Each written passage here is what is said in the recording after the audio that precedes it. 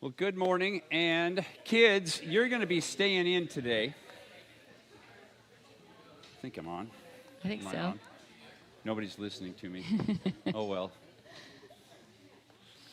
All right, so preschoolers can head out, and the rest of us are all going to be in here. Kids going to be in with us today. We're doing something a little bit different, and the main difference is that René and I were gone for 3 weeks, and we were in Europe, and yeah, as Rick, I think, said, good riddance.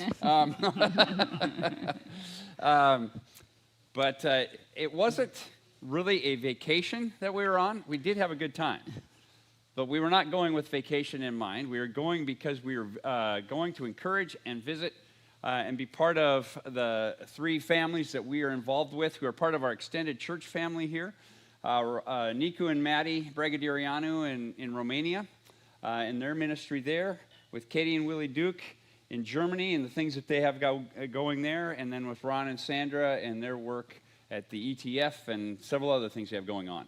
And so we're going to just kind of do our vacation slides today. And but what we really want to do, since this is an opportunity, or was really an opportunity to represent West Valley, and they're part of our family, it's really a reconnecting, and we were asking kind of a couple of questions. How can we encourage them by being there, not just eat their food and take up their time? How can we understand better what they're involved in? So we went with the intent to listen well to what they're doing and how we encourage them, and then in that, what do we bring back to us as a church family, so we can be thinking how we can be more deeply involved with the ministry that they are doing there. So we're going to just kind of walk through the time that we spent with them. We'll tell you a little bit about their ministry to remind all of us what they're doing. And then we'll just tell you some of the things that we did with them. And then we're going to try to give you with each one of them how we can be praying for them more specifically, and some areas where we can be maybe looking to encourage them a little bit more. So that's what we're going to be doing this morning. So hopefully it'll be an encouraging time for you. But also, nothing really planned out here. We're just going to be talking. So we may be talking back and forth or talking with you, but I hope you find it exciting. We're going to start with Nicu and Maddie Bragadierianu. That's them pictured there. That's on the Danube River, just outside. That's in Giurgiu, Romania, is where they live, which is right on the Danube. The background is Bulgaria. Yeah. So it's a border Across the river is Bulgaria. So we made a foray. Very fast trip into Bulgaria. It was intended to be longer, but when we crossed the bridge, just a little side story, when we went into Bulgaria, there's one bridge that goes across in that area, and it's the main traffic going, I guess that's pretty much north-south, and it is the main trucking lane that goes all the way down to Greece, Italy, and all the way down. And so we noticed as we were going across or heading there, you got to the bridge, the other side of the bridge, the Bulgarian side, they're doing construction over there, so the bridge is in one lane. And so they do a half hour going one direction, shut it down, half hour going the other direction. And so you just have to get in line and wait. So we got in line, we waited about an hour, and then we got across, we crossed over, and Nicu was taking us to a specific place, but we're driving, and we're looking at the line on the other side that's waiting to go across, and it's, I'll say miles because we're from here, mile after mile after mile of the line that is waiting to get back across the bridge. And we had an event that night at 6 o'clock. We realized that we weren't going to get back if we didn't get right back in line, or even then we weren't sure. So Nicu, having been there several times, he goes, well, I think I can get us back, but we have to head back right now.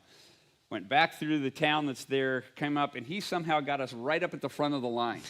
And there was a guy running traffic there, and waves us on, and we got back across, and so God was good, and Nicu knows what he's doing. He does.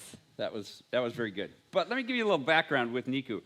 I went over, and even before I did, my parents were involved in a ministry in Romania for several years. They lived in Romania, and their ministry was building orphanages over there. There was when communism fell, When Ceausescu was removed, there were a lot of kids who were in orphanages, and they just kind of emptied out the orphanages because government didn't want to take care of them. And so at one point, they estimate there was over 1 million children in the underground sewer system of Bucharest.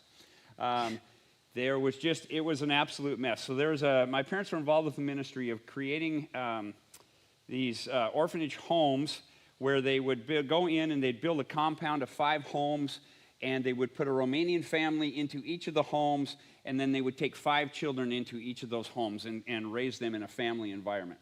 And they did that in several cities throughout Romania. So those are the roots of where, for me, in connection with Romania. I went over with my parents one time, actually a couple times, to help with some builds over there. And in the process, met Nicu. Nicu's a pastor of a church over there in Giurgiu. And he was also, since he knew my parents and stuff, he was involved and Nicu is involved in hundreds of things, it seems like. He's an Energizer bunny. That guy can do so much with the time that he has. He's amazing. He really is. He's involved in so many things. And he works full-time at a bank. And he works full-time at a bank. He does. But I met him there that first trip over there, got to know him a bit, and realized that his situation and the way the economy is over there, that he really, to be able to carry on the church ministry, needed support. So I came back here to our church and said, hey, let's figure out a way to start supporting him. And we did. And we've been supporting him for at least 20 years, 20 plus years. And what's unique, and you're going to see some things here as we go through this, we are the only church that supports Nicu personally. He has some other churches, and he's been able to make some connections with other churches here in the States to help them with a church build and some other things. But we as a church support him, and the difference that makes is it really has allowed him a little bit of breathing space for his family. We'll give you some more insights in that in a little bit. But I want to give a thank you to you as West Valley from them for the impact you've had in their lives. And they said to us several times, we can't believe that you have done this for us for so long. This has made a huge difference in their lives. And so Nicu is a friend. It was great to be there. We took off out of Portland here, and 34 hours later, we were in Giurgiu, and we were miserably exhausted. But that, in Nicu's mind, he said the best way to beat that is keep busy. So he kept us very busy. So yes. The next morning, we hit the ground running, and I'll let you take it from there. We had the opportunity to, I think there's a picture of the church. He lives in Giurgiu, which I'm not sure what the population of Giurgiu is, but there's all these surrounding, imagine villages. That's what they're referred to. And they literally are villages. I think I mentioned as somebody that you drive through these villages with your horn and a whole lot of courage, because it is narrow and there's carts with horses full of, carts full of watermelons, and there's cows, crossing the street. It was a very, very different setting, but it was amazing because they have such a vital ministry to these villages, and they reach people. And some of these villages are really populated by Roma people, and that are more transient, but still they have these vital ministries, and they realize that if they have a church building, they can't reach people. And so they grab old houses. They grab houses and they come in and they remodel them to be a meeting. And I think this is one of the churches, and this is the inside of one of the churches, and some of them are even smaller, but they, like he said, one of the churches they're trying to move out of we were driving a van, he said, it's about the size of this van, but people come because they're hungry. And the Orthodox Church, we can't really fathom how deeply embedded the Orthodox Church is in their culture. And the Orthodox churches are all these giant ornate buildings. And, just historically, just centuries old. And so people are steeped in the Orthodox culture. And the Orthodox Church, if you don't have a building, you're not a church. And so it's very different from here, where we have church plants start in a school or like we did or whatever. That wouldn't fly there. You have to have a building. And so they're building these houses out, taking these houses and building them out. Yeah. This particular shot is in Georgia. They are building a new church. We're very excited about it. Yes. It's going to have a huge impact in that area. And so the picture before, there's 3 villages where they bought houses and they're remodeling them and they're doing that ministry there. This is in Georgia Central, and they're building this. The great thing on that's Niku standing next to me, and he was talking about the fact that there's 2 churches in the United States that have undertaken to try to help underwrite the cost of building this building. So I'm very thankful for that. And he's very excited about it. It's going to be, like René was saying, it gives them a sense of, to the community, a sense of significance and presence. Yeah. And so and where that building is located, the government gave them that building. They're remodeling it. The government gave it to them. Since communism has fallen, there's a lot of empty buildings. And this is one of those buildings. They gave it to them, and they said, you guys can have this.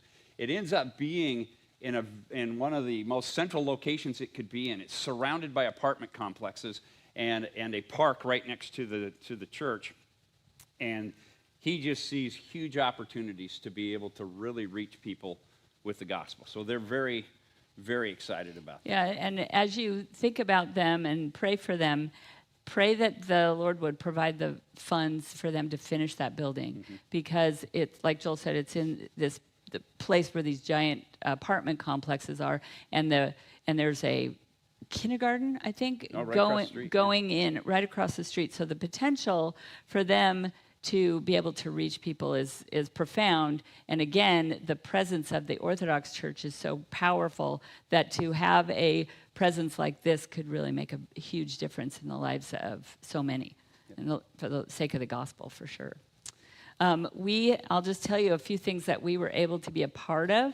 We weren't exactly sure what we were getting into, and it was kind of cool because we were just like flying by the seat of our pants with Niku. He was just taking us places, and we were going, okay, what do we do next? And the first Thursday night that we were there, we got there Wednesday, Thursday, we looked at the churches. He took us a tour. Then Thursday night, they had a church service where Joel was able to preach. And then the next day, they have started a Bible college, and in one of these other villages.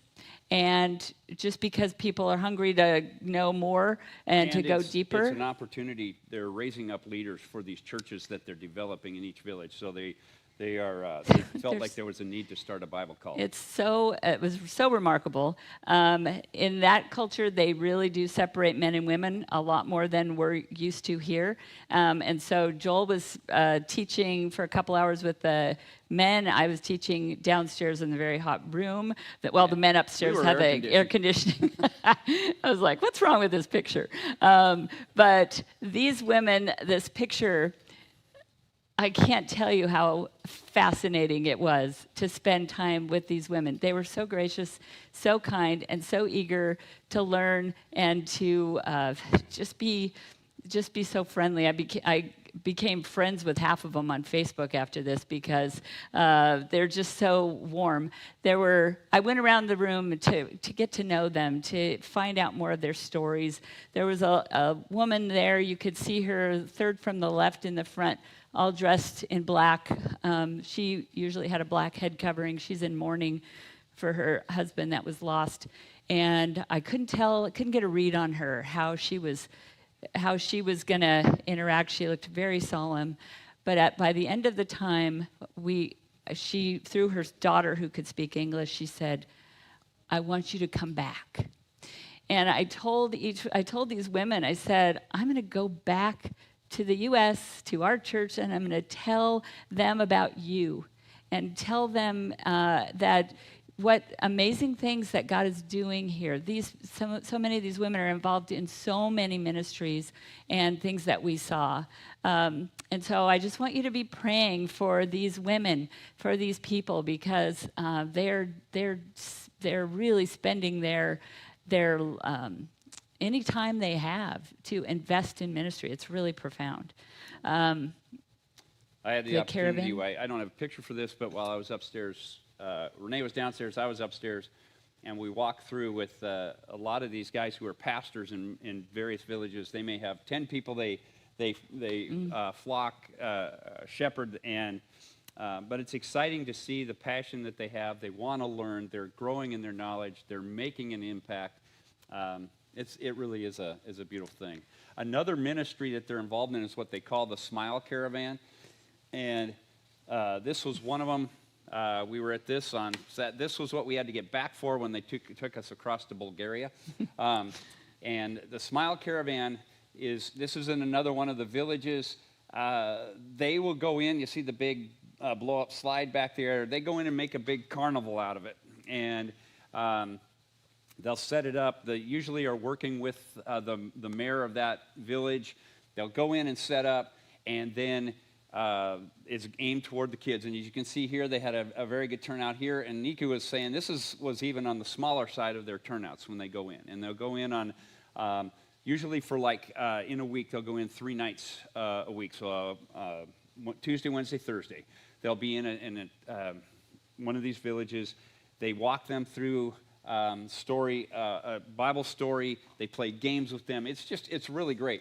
They wore me out in every game they played. I had to be part of it, and it was in the high 90s while we were doing this. And on this particular night, the story was of the friends that brought the lame man and lowered him below Jesus. So they had this game. Maybe you saw a picture. I didn't put it in here, but where we had a sheet, and Niku and I had to take and carry the kids from one end of the court here where this is to the other end, and we thought it was going to be just like a couple of kids just to demonstrate something. No, they lined up all the kids, and then they decided to make a race out of it. So it was hilarious. Exhausting. The kids were having so much fun, but it was so well done. And I mean, they had songs, and the kids are learning Bible verses, and these kids were enraptured by it. And it was really fun to and very humbling to see their investment in these villages. I should have put his picture in here, but there was a young boy. His name was Prison. His dad's name was Jail. And so they named him Prison. But hopefully that's not forecasting anything. But the funny kid, man, he was great. But he kept wanting to get a picture with me. And I'm like, on my phone? And he's like, yeah, I want a picture. Okay, so I took a picture of him. I'm like, now how do I get this to you? Oh, he didn't want the picture. He just wanted me to take a picture with him. So I was like, okay, good. I got your picture now, Prison. We're set. So, but that's another way that we can be praying for them, because they are doing these Herculean efforts. I mean, they have these vans. They pull up and they pull up. You know how heavy those big blow-up things are. And they have popcorn and cotton candy and water and benches and chairs and games, and everything is orchestrated. And they had sandwiches there too. Yeah, it was impressive. Yep. Yeah, it was so impressive. Food is a central theme because it draws people together. Yeah. So it was really and good. Then the next night we were able to. What did we do the next night? That was Saturday night. Oh yeah, So Sunday morning night. we were preaching at the church. Yes, Sunday we both were able to preach, which is, unusual for them to have a woman speak in their church. But he was very gracious, and he said, I think the people need to hear what you have to say. And I felt it was very humbling to be in that position, but so gracious. And there was a little lady in the back who was just smiling the whole time. And Joel and I both noticed her in the back, and so I asked Niku to introduce me to her so I could just thank her for this beautiful smile she had the entire time we were speaking. And I found out that she's a single mom. She is a street sweeper, and what I literally mean by that is she had a trash can and a broom, and that's her job. and she goes around and sweeps the streets. And I can't imagine that is a fun job or a lucrative job, but this is what she's doing. And when we thanked her, I just, through the translator, I just thanked her for her beautiful smile. She just started to weep, and she just hugged us. And it was just so lovely to be able to be, for the Lord to use us in a way that, you don't know the impact that somebody, a kind word and her smile can have on me. So I mentioned earlier, but one of our goals in going over there was an opportunity to try to connect and hear how they were doing. And so with Nico and Maddie, like I said, food was a big deal. I think that was raclette that night. They took real good care of us. And we had a great time. But what we tried to do, they had stuff planned for us every minute. They had something planned. And we finally just kind of said, you know what would be great is if we could just spend a day not doing anything and just sit and talk. And so we had that opportunity to do that, and we just sat and talked. I think that was on Friday, maybe. I lost track. But we just sat, and I told them, I said, I want to know how you're doing personally. And Niku's not a guy that would normally open up a lot about that, but was able to just kind of discover with them that they're tired. They have been going hard for a long time. Maddie works 2 jobs. She's a social worker, so she works at a hospital, and then she also works to place children in homes that are displaced. So. And in this picture, there are Nico and Maddie's kids. Daria. It's right here in the blue. Maddie there, and then Nico and Giannis. Thank you. Philip. And, they're 18, 16, and 14, I think. But Great part kids. of the way that our funds have been used by Nico is he and his family were living in an apartment. And when I was there and visiting before, it was an apartment situation where oftentimes the power would be shut off in the building or the heat would be shut off in the building. It came out of the former communist setup and regime. And so oftentimes if one person in the building didn't pay the rent, the whole building got shut down. And so they suffered. And so we kind of had encouraged him to take the money we were giving him. Let's see if we can start setting up a way for you to get out of that. And over a course of, it was quite a few years, they saved and did it, and they were able to build the house that we're in there now, and it's a beautiful place, but they built it so much for ministry. It's a real blessing. Yeah. The whole upstairs, majority of it is a big rec room that he has students in all the time, and it's exciting to see, and he thanked us again that they are able to have a house, that they're able to use it for ministry, and they are very, very thankful. But they're also, as he said, they're getting older, they're getting tired, and so he just asked for prayer for strength. And I was encouraging him to really consider, how he could maybe restructure his approach to ministry, and maybe also continue. He's doing a very good job at it. I'm very impressed, but continue to build up others to take over parts of his ministry. And he's really working on it. He's got others now. In that previous picture, there was 3 of us in one church building. Daniel was the other gentleman. It was Nico, myself, and Daniel. Daniel now is pastoring one of the village churches. And now he's raised up, and Nico's got another pastor who's beginning to take over for another village, and he's trying to find those. He's doing a good job of trying to do that. Mm-hmm. But as a result of, he works 40 plus, actually more than 40 hours a week at the bank, and then he is constantly going every night with either teaching at the Bible college, doing something with the Smile Caravan, doing some other area ministry, and so we just were really encouraging them to try to back off and continue to invest in their marriage and in themselves. So be praying for them in that as well. And then the last night we were there, this was Sunday evening. They had a bunch of the church leaders and people that he's developing come over to their house, and we had, was it Domino's Pizza? I think it was. So, we're making a bad impact in Europe. But then to make it even worse, they put mayonnaise on their pizza. Mayonnaise and ketchup. And mayonnaise and ketchup. There you go. And they couldn't understand why we didn't want that on there. Nope, wasn't going to happen. So, but we had a great time with them. They're doing very well. I want to just say we need to be praying for Niku and Maddie both for their health. We need to be praying for the development of other leaders, that God will continue to help and strengthen him in that. And as you said, pray for the women in the ministries that they are doing. God's doing great work. And as we were getting ready to leave, so many of them came up to us and said, would you please come back? Please come back. And so that's, Yeah. yeah, Maybe that's one of the things we need to be praying about. maybe that's your invitation. Maybe the Lord's prompting you to go visit. They would love to have you. There's a lot of ways yeah. that they could use you. So I want you to think about that.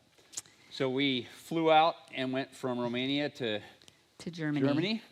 And we were with Katie and Willie. Katie and Willie Duke are not missionaries, but they came to the United States from Germany about 18 plus years ago and found us, our church, when we were in a different location because they were coming for flight training at the flight school in Hillsborough. They're wonderful people. Many of you know them. And when they came, they had a 2-year-old, and she actually had one of their sons, Jan Louis. Jan Louis was 2, and Elias, this is at their camp, that's why they're dressed like this. Elias was born here. And so they are a wonderful family. We had so much fun just chilling with them. They were so gracious to us, and I just felt so blessed by being there. That was when Joel got sick, and they just took such good care of him. Miraculously, got him some medication for his sinus infection, and they're just so relaxed and delightful.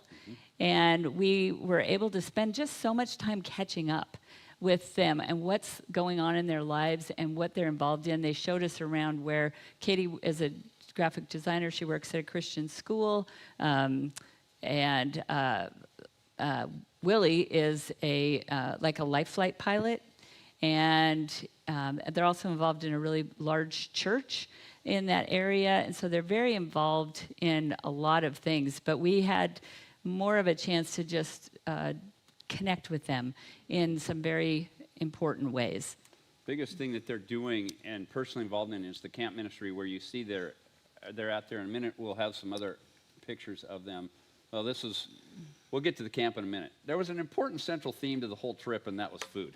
But again, they spoiled us. We got spoiled so much by food everywhere. But this was with some of their family, and we had a chance to really get to know them. They have an amazing history. They are Russian Germans, and there's a significance to that. And so the history that carries with them and the things they went through, and they were telling me about what they came out from under and how they got back to Germany and all of those things. Fascinating background and history for them. And one of the things, just the connection here with this church, is the fact not only do many of you know them, not only have we been part of their lives for a long time, but they really have talked about the impact that West Valley had on them, and how they really felt like they never felt at home in a church, I think I'm saying this correctly, except for the time that they were here. That's what Katie said. Even she's lived her whole life there, but she said she never felt more at home and more connected and more accepted as she was at West Valley in their years here.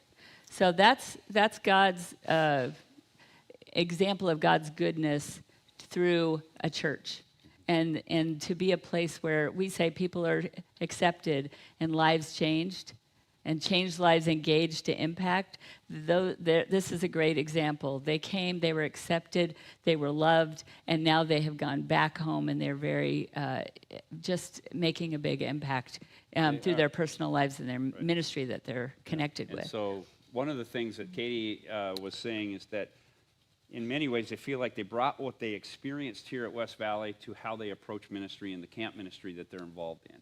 And they are very thankful for that. And still see West Valley in many ways as their home church. And so it's exciting to see how they're really impacting the next generation there in their area. We went up to the camp, and it was funny. We had these young students, just everybody wanted to talk to us because we spoke English. They wanted to speak English, and so we had great conversations with them. It was a lot of fun, but it was so exciting to watch. Just sit there in the middle of that experience and see if I've got, probably not the next one we'll do here. Again, eating food. But being in that camp, there is another picture coming up here in a minute there's Willie's helicopter, and he is in Germany. They have these helicopters stationed throughout the country. He's one of the pilots there, as well as a paramedic. So that's what he does there. I'm going to get, there we go. There's another shot at the camp. Just small, one group of kids. Elias is there on the left. That was his group he was being a counselor for. But it's exciting to see that generation being reached with the gospel, and they're doing a very solid work. It was encouraging to hear from Katie how they feel like they still bring that connection back to their time here at West Valley. If I were to go back to the picture of us sitting around the table, we also, with Katie and Willie, spent time trying to just hear how they're doing. They have been through some very, very hard things for the last several years. I mean, I'm not overstating that. They have been through, well, if I'm honest, Willie said, we've been through hell and I know what it's like. And so we spent a lot of time just listening to what's happened to them. And also to just maybe be an encouragement that they weren't alone, even though maybe we weren't there with them at the time. We were praying for them, knowing what they're going through, and then to see God really intervene and begin to do some amazing things. And a big portion of that has to do with their son, Jan Louis. And you saw him a minute ago, but I believe, there he is next to me in the black. Elias is on my left, Jan Louis on my right, and that's Katie, Willie, René, and I'm totally blanking on his name, and I should know this. A good friend. Pascal. There we go. I knew it was going to come to me. But the reason I point that picture out to you is we are expecting for all three of those boys to be here sometime in the next year or two. We're working on them. Talked to both Elias and Jan Louis about doing an internship with me here at the church, give them some ministry opportunity, be here for a few months. And so I'm just telling you, be praying that they might be able to make it. They would really love to do that. So be praying that they'll do it. And then Pascal, Passy as they call him, wants to come too. So just pray that maybe God will give us an opportunity to be further involved in those boys' lives. But with Jan Louis, he went through some really tough stuff. And just in short, God saved him at death's door. And Katie had always said that Jan Louis had said that if he ever got baptized, and this was a big if I ever got baptized, I want Joel to do it. And this was like years ago she told us that. And so when we were in Romania, we got this text from Jan Louis, and he said, when you're here, would you baptize me? And of course, nobody cried, either one of us. You can imagine. And so we got a chance. Yep. This is his baptism. Had a chance. Prior to this, he and I had several conversations where he was in his life and the things that he had gone through and the pain he had experienced. And just the fact that he came back to commit his life to Christ. And he truly was excited and is excited to walk with God. And this is his baptism. So that was exciting to be a part of that we got to do that. It meant a lot to him, to his family, and to their connection with this church, their time when they were here, that we were able to be there and actually be able to perform his baptism. So that was a cool thing. That was truly a highlight. It really was. And we, moving on, we got to keep moving down the line here, but I just want to encourage you to be praying for Jan Louis, for his commitment to Christ and his growth in that relationship. For Elias, that both of those boys want to come here. It was their idea. They want to know if they could do an internship at the church. I told them we will make something work. I got some great ideas for them. So pray that might work out. Pray for, just pray for their family in that church ministry in that camp. Katie is totally invested in that camp and making that an impact through that. They're doing a great job. It's a really cool thing. So pray for them in that as well. Yeah. So after that, we ended up in Belgium. We went through Netherlands to get there, which we thought of you, Richard, texted you many times because it was so cool. Netherlands, I would love to. We only got 24 hours in Netherlands. Wish we could have spent more time. But Ron and Sandra we have known them, and I kind of hate to admit it because it makes us sound super old, but we've known them for like 40 years. And, when we were like 2 and 3. No. But we knew them from seminary. And then while we were launching West Valley, the Lord was sending them to Belgium. Yeah. And Ron they went there. It's an interesting story where they landed where they are, but they, immersed themselves in language. They learned French, and then he started teaching at a seminary there. It's called ETF. And their ministry is so profound because ETF is it's located in Leuven, but it's, Brussels is such a giant capital city that is so international. And people come from all over the world, literally, to this seminary to be trained to go out back to their countries of origin and start churches. And so, as a result, West Valley very, very literally is having an impact throughout the world as a result of us supporting their ministry. And they've been there for 30 years. I just want to interrupt that for a second and say that when we launched West Valley, Ron and Sandra were part of this church, and they went out as really our first support ministry. We'd been with them the longest, I think, of any support that they've had, and we are continuing to have an impact with them. And so we sometimes talk about them, or we'll see their faces or whatever. It's really happening with all three of these. There's change taking place in the world, and as you said, one of the most critical things that's happening with the ministry that they have is it's awesome to watch. They have students that are coming from Africa, from all parts of Europe, and they're coming and going back out, and in so many ways, we are part of that sending of those students out into other parts of the world. People we'll never meet, but we've had a part of being able to impact through them, and so Ron and Sandra have been very faithful in that ministry. It's a great thing to see. Sandra's also really involved as a counselor. She does a lot of work with people in trauma, and they have a lot of connection with the country of Ukraine right now because they're very close to the war. They have friends that are in Ukraine that are being bombed every day, so they're very, very closely tied into what's happening in that region of the world. And so that's an important part of what they're doing as well. This is an unimportant picture, other than this was proof that René was sick while we were in Belgium. I got over it. She was sick, but thankfully we had the opportunity to just to hang out and try to get better. Yep. Quickly.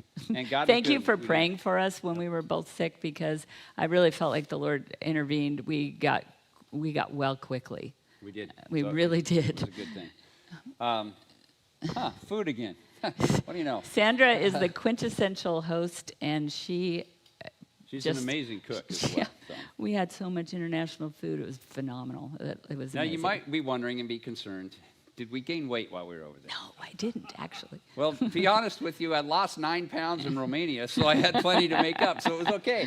So we're doing fine. But we had, here's the reason I pointed this out. We had food with, obviously, food with all of them, but we were centered around conversation, and we had a great time of just hearing how they were doing. Ron and Sandra, there's been a number of things going on with them. They've been in this ministry now for 30 some years. 30-some years, and God is using them. They're looking a little more toward retirement now, but it's still a little ways down the road. and they've got some family things going on. Be praying for Nathaniel, their son.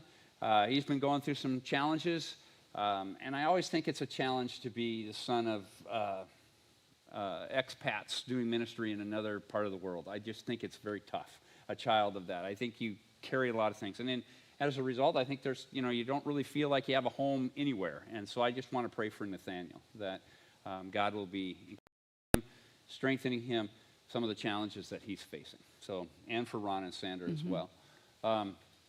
This was Ron and I just sitting around. We spent a lot of time talking. They had planned a number of sightseeing stuff for us. Again, because we weren't well, and I think it was of the Lord's hand, we didn't do a lot of those things. And so we spent more time just in conversation, and it was good. I hope for them as much as it was for us. Yeah.